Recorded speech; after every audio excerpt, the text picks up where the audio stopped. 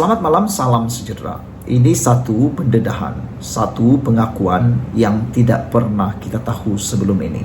Dan pastinya yang berkaitan dengan Muhyiddin Yassin dengan projek Jana Wibawa yang memakan belanja amat besar.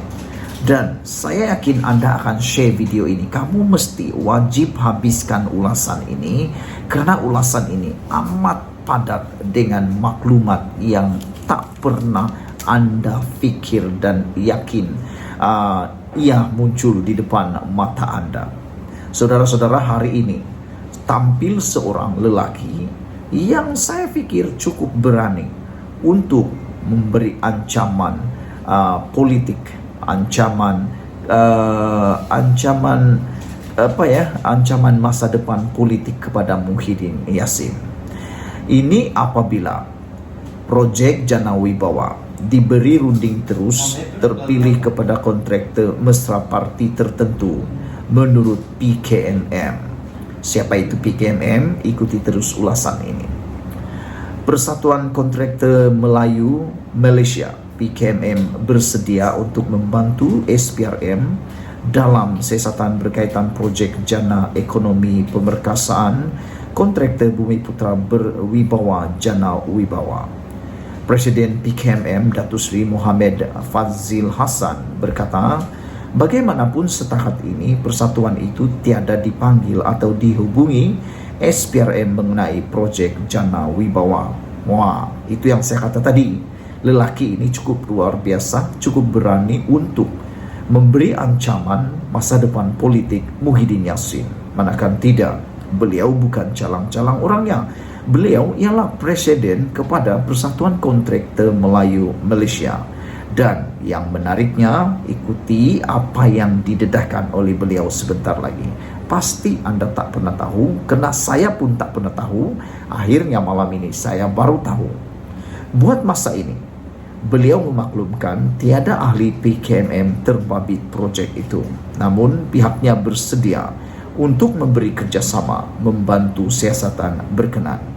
Bayangkan, pengerusi PKMM ini atau Presiden PKMM ini menyatakan bahwa tiada ahli PKMM terbabit projek itu. Siapa ahli PKMM ini? Apa itu PKMM? Saya ulang semula, PKMM ialah Persatuan Kontraktor Melayu Malaysia. Jadi maknanya, ini ialah persatuan yang mana dianggotai sepenuhnya orang Melayu. Namun demikian, beliau mengatakan, Presiden ini mengatakan bahwa setakat ini tiada dipanggil untuk membantu siasatan, ataupun beliau kata, dia kata tiada ahli PKMM terbabit projek itu. Maknanya untuk ahli atau orang Melayu yang menjadi ahli PKMM ini belum ada satu pun yang terbabit projek itu. Namun pihaknya bersedia membantu siasatan. Beliau mengatakan, Presiden PKMM ini menyesahkan bahwa persatuan memang sedia maklum mengenai projek Jana Wibawa ini. Malah pernah membangkitkan isu ini kepada bekas Perdana Menteri Datuk Seri Ismail Sabri Yaakob yang menyatakan komitmen untuk menyiasatnya. Projek Jana Wibawa diberikan secara tender terrunding terus dan tender terpilih yang mana ia diberikan kepada kontraktor mesra kepada parti tertentu, dakwanya kepada Berita Harian. Ini lagi satu pendedahan yang memang betul-betul mengejutkan kita. Apabila rupa-rupanya Ismail Sabri Yaakob pun telah dimaklumkan tentang perkara ini, tentang masalah projek isu Jana Wibawa. Tetapi Ismail Sabri Yaakob hanya mengatakan beliau menyatakan komitmen untuk menyiasatnya. Itulah bezanya Ismail Sabri Yaakob dengan Anwar Ibrahim. Ramai Perdana Menteri yang sebelum ini hanya menyatakan komitmen untuk menyiasat, tetapi sehingga mereka tidak berkuasa, tiada siasatan yang dilakukan. Projek Jana Wibawa diberikan secara tender runding terus dan tender terpilih yang mana ia diberikan kepada kontraktor mesra pada parti tertentu, dakwa Presiden PKMM ini. Siapa parti yang dinyatakan ini? Dan mengapa kontraktor yang mesra parti itu saja yang dipilih? Saudara ikut terus ulasan ini kena lebih lama kita ulas ini, lebih banyak maklumat yang Anda dapati tak pernah Anda tahu. Sebelum ini, Timbalan Perdana Menteri Datuk Seri Dr. Ahmad Zaid Hamidi dilaporkan berkata, Kementerian Kewangan MOF mengarahkan pelaksanaan projek Jana Wibawa ditangguhkan untuk meneliti semula sama ada tata cara perolehannya mengikut peraturan ditetapkan oleh perbendaharaan. Ahmad Zaid yang juga Menteri Kemajuan Desa dan Wilayah Dipetik berkata penangguhan projek bernilai RM5.7 bilion itu dibuat kerana terdapat unsur kaedah perolehan secara tender terpilih atau runding terus.